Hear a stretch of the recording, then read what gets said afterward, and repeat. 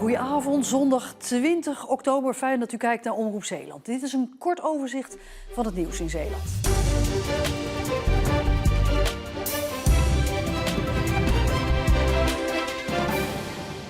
Een bijzondere reunie vandaag in SAS van Gent.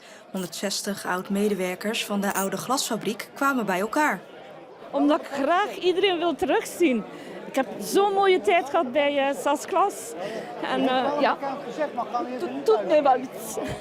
Op sociaal gebied was de fabriek heel belangrijk ook voor SAS van Gent en voor mezelf. De fabriek heeft 115 jaar bestaan en glas verzorgd voor opvallende gebouwen in binnen- en buitenland. Maar in 2014 viel het doek omdat het bedrijf verlies leed. Toen heb ik wel een traantje gelaten, eigenlijk wel. Ja, dat was hard aangekomen. Voor mij was de glasfabriek was alles voor mij eigenlijk, ja. De herinneringen zijn bij oud-medewerkers wel altijd bewaard gebleven. Ik heb zelf binnen technische dienst gewerkt, waar in de fabriek dus heel veel diversiteiten van machines stonden. Met heel veel verschillende merknamen aan apparatuur.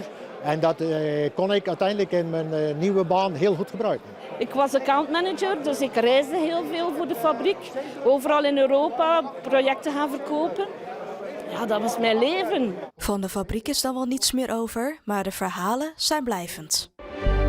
Bij Burghaamstede wordt de laatste hand gelegd aan een nieuwe tunnel. Op het eerste gezicht lijkt het een fietstunneltje, maar dat is het niet. De Kloosterweg is eigenlijk een barrière voor heel veel dieren die van het ene grote natuurgebied willen trekken naar het andere grote natuurgebied. En met deze ecotunnel kunnen ze veilig de weg oversteken, maar dan eronderdoor. De ecotunnel is de 6e in onze provincie, al is dit wel een van de grotere. Hij is 2 meter hoog, 2 meter breed en 25 meter lang. Iedere soort mag er gebruik van maken, met uitzondering van de mens. Je moet denken aan een egeltje, een levenswaardige hagedis, kleine kevertjes, een bunzing, een marter. De herten die hier oversteken. En later fase, als het allemaal verder is ingericht, zullen ook onze koeien en paarden hier doorgaan. Opdrachtgever voor de ecotunnel is de provincie Zeeland, die hem ook betaald heeft. De tunnel kost ongeveer een €500.000. Dus wij hebben een budget voor allerlei natuurherstelprojecten. Dat is ook de verantwoordelijkheid van de provincie om ervoor te zorgen dat bepaalde soorten in stand worden gehouden. De tunnel is zo goed als af, al moet de omgeving nog worden aangepakt. De verwachting is dat de dieren over een paar maanden de tunnel weten te vinden. Ja, we weten dat het even tijd kost voordat de dieren het doorhebben. Maar als ze het doorhebben, dan nemen ze hem. In Middelburg werd het standbeeld van koningin Emma voorzien van een blinddoek.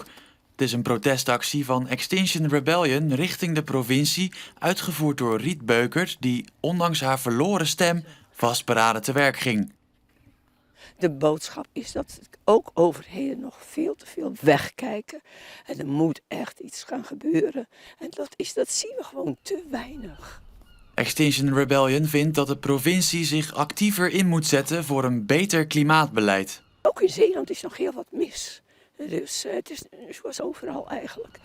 Ze koos het standbeeld van koningin Emma vanwege de tekst die op het voetstuk staat.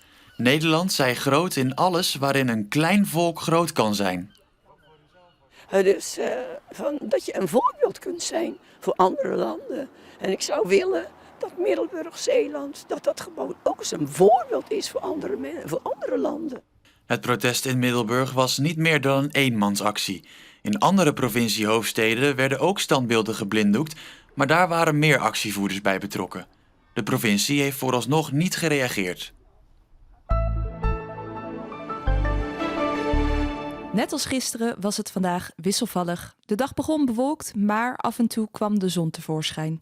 In de middag nam de bewolking toe met maximumtemperaturen van 16 à 17 graden. De wind die kwam vandaag uit het zuiden en was landinwaarts matig.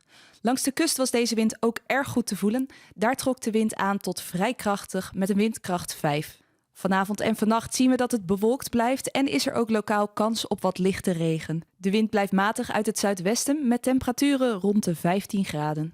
En dan het weer voor morgen. Het wordt voornamelijk bewolkt en er zal op de meeste plaatsen een regenbui vallen. De maximumtemperaturen liggen morgen zo rond de 14 à 15 graden. De wind is een matige zuidwestenwind en in de avond en nacht blijft het bewolkt met kans op een bui. Voor volgende week zien we dat we vanaf dinsdag weer de zon wat meer gaan zien En de maximumtemperaturen liggen zo rond de 15 graden. En met het korte nieuws- en weerbericht zoals gebruikelijk op de zondag zijn we aan het einde van deze Zeeland Nu gekomen. Een hele fijne avond nog en heel graag tot morgen.